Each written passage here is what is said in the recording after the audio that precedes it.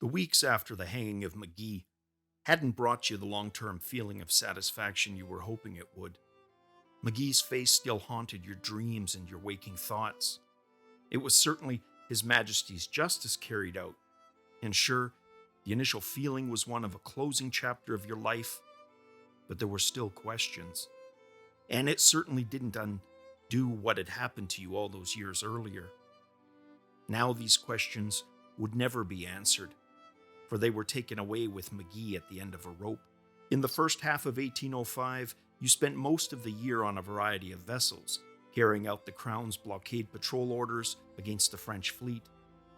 This didn't simply mean patrolling for French vessels and limiting their military or trade influence. It was also ensuring British trade in the region went unhindered. To achieve this, British merchant ships would on occasion be accompanied by ships from His Majesty's Navy.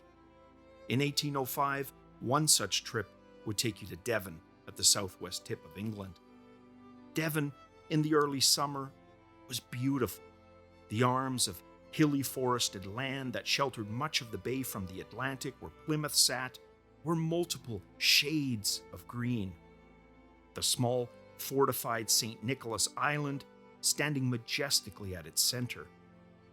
Plymouth was primarily an agricultural city, with the Admiralty using the waterfront to both repair and outfit ships for the fleet. You spent the summer working hard on several ship repairs, with your precious little time off for a pint or exploring the city. And there was much to explore in Devon, along its cobblestone streets nestled in the hillsides. Pubs of all manners, and as with Jamaica Station, you tended to favor the ones the other sailors didn't visit, preferring the company of locals to the often rowdy and raucous nature of your fellow sailors. The working-class pubs you visited generally catered to only that class of clientele, whereas the others had multiple rooms for those of varying stations. This was also an opportunity to eat better-tasting food over multiple pints. Your favorite, as it had been for quite a few years now, was pork pie. And sitting quietly and listening to non-Navy discussions while you ate alone was an absolute slice of heaven that recharged you considerably. However, the calm routine was abruptly broken on the 2nd of September when word was received of a combined fleet of Spanish and French ships in the Cadiz harbor. You and all available hands were transferred to finish repairs on the HMS Royal George, which was to be the flagship of Sir John Duckworth, whom you had served under at Jamaica Station. He had arrived in Plymouth some 2 months before you in April to face a court-martial that was held on board the HMS Gladiator. Word had trickled down through the ranks that Captain James Wood of the HMS Acasta had accused Duckworth of breaching the 18th Article of War, which stated that taking goods on board other than for the use of the vessel except gold, etc., were prohibited. By the 7th of June, the charges had been dropped, and by the end of the summer, all focus was preparing for the French and Spanish fleets. Despite your best efforts, you and the other men could not ready the St. George in time. There was simply too much required to ready it. Instead, Duckworth would raise his flag aboard the HMS Superb, with Captain Richard Keats serving as his flag captain. Given your experience under his command, you were assigned to the ship to work the heights. By the time of your arrival near Cadiz, you all received word that a major engagement had been fought off Cape Trafalgar. The British fleet and its 27 ships of the line under Lord Nelson were victorious against the combined 33 ships of the French and Spanish fleet. Unfortunately, hundreds of British sailors, including Lord Nelson himself, had died in the engagement. The Admiralty had issued orders for Duckworth to take command of the West Indies Squadron to watch the remnants of the French and Spanish fleet off the coast near Cadiz. 5 74 gunships, the 80-gun HMS Canopus, the 64-gun HMS Agamemnon, in addition to 2 frigates. A group of British ships sailing from Cork, Ireland, gave word to your fleet that a French squadron was operating against British convoys off the Savage Islands between Madeira and the Canary. This squadron was under the command of French Vice Admiral Les Aigus. You gave chase well into the 26th, but Duckworth would call off the pursuit, ordering his squadron to sail for Barbados to resupply before the journey back to Cadiz. You all arrived on the 12th of January in the year 1806. The rest of your ships sent to anchorage off Basseterre on the 19th of January, where you were joined by two more ships, the HMS Northumberland and the HMS Atlas. There were now 3 admirals in the squadron, with Rear Admiral Thomas Louis aboard the HMS Canopus and Rear Admiral Alexandra Cochrane on the HMS Northumberland. You spent the next 2 weeks on drills and exploring the St. Kitts port town of Basseterre. It was one of the oldest towns in the eastern portion of the West Indies, having been founded by the French back in 1627 and having served as a successful port from about 1639 onwards. It was also a town that had a history of the worst luck possible of any town, almost anywhere in the world. In its 200 years, it had suffered multiple tragedies, being destroyed multiple times through conflict, fire, earthquakes, floods, riots, and mighty storms, like the one you'd experienced the other year. Most of the French residents had been expelled from the island when the British took control in 1727, and made the port town the capital for the entire island.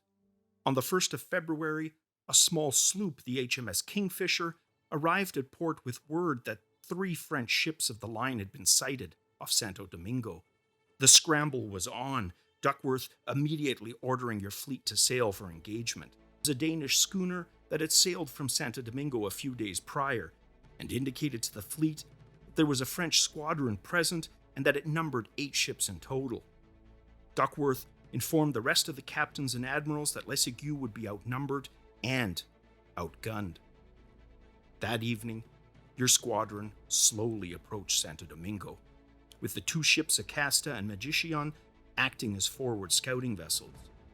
Your ships continued to sail through the evening, and by the morning of the 6th at 6 a.m., word that the scouts had spotted 2 French frigates and 5 ships of the line, in addition to a large merchant ship anchored in line at the entrance to Santo Domingo. You would find out later that Les Aigus was not on board his ship Imperial, but still in the town along with many of his officers. They would be forced to join the battle after it had begun on small boats. Duckworth, recognizing that the French were in a vulnerable position, ordered all sails raised to close with the French. The French ships, recognizing they were in a dangerous position, formed a line of battle. Their ship, the Alexandra, led, followed by Imperial, Diomede, Jupiter, and Brave.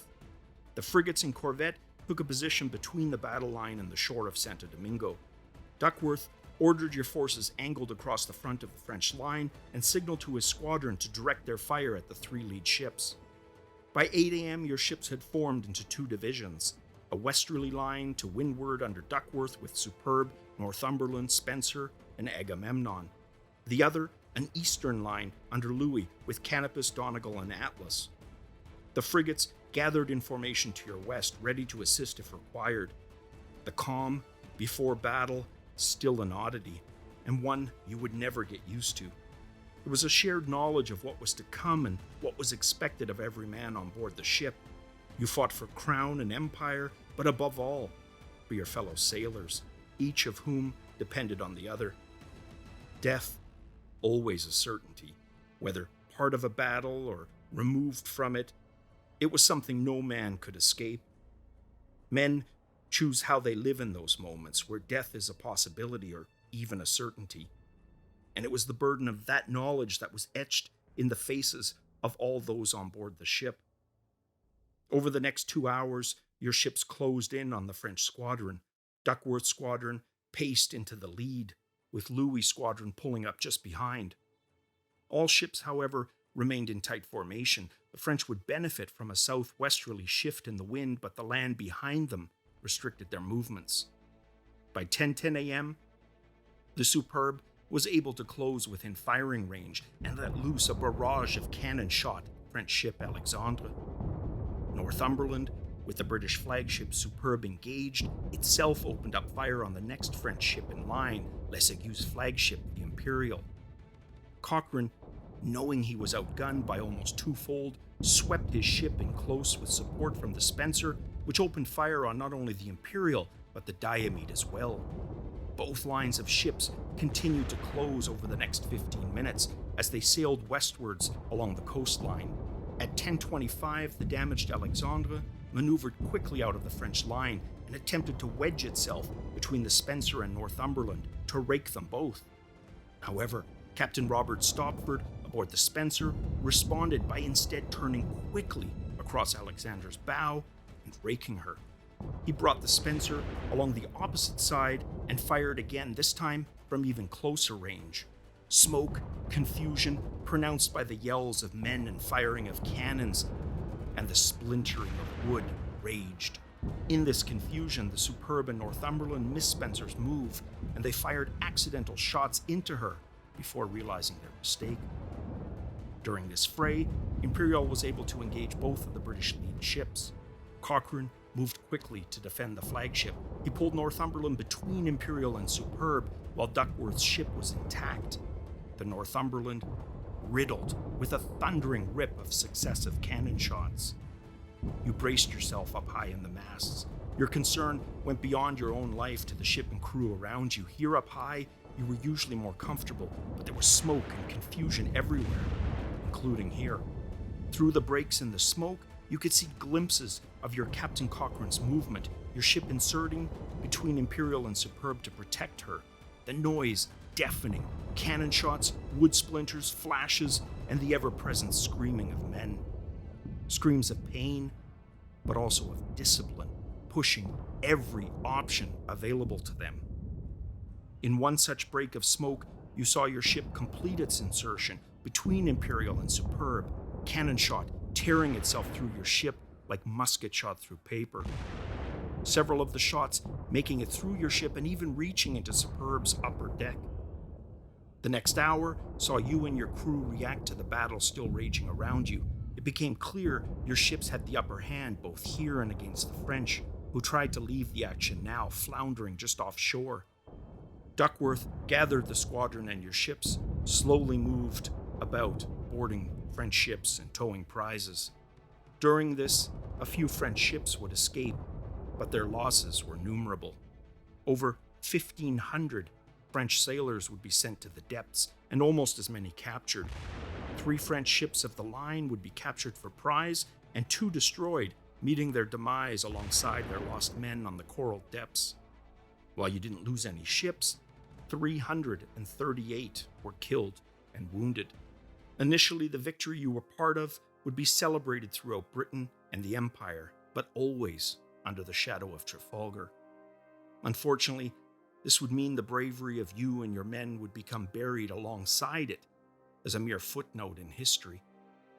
However, it was Duckworth's action against the French off Santo Domingo that would deliver the final nail in the coffin of Napoleon's ambitions on the world's oceans.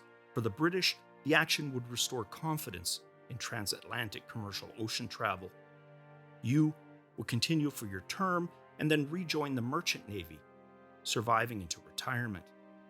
On your 60th year and 4 decades after what would by then be called the Battle of Santo Domingo, the last major naval conflict of the Napoleonic Wars, you and the other surviving British sailors would be awarded the Naval General Services Medal in recognition of that day and its impact on naval operations in the West Indies, a brief resurgence of recognition before the events again would be overshadowed by Trafalgar. Your death would be noted in the church records of your parish, but unknown to the masses. Confirmation that you lived, breathed, and served your country and empire admirably, and with distinction.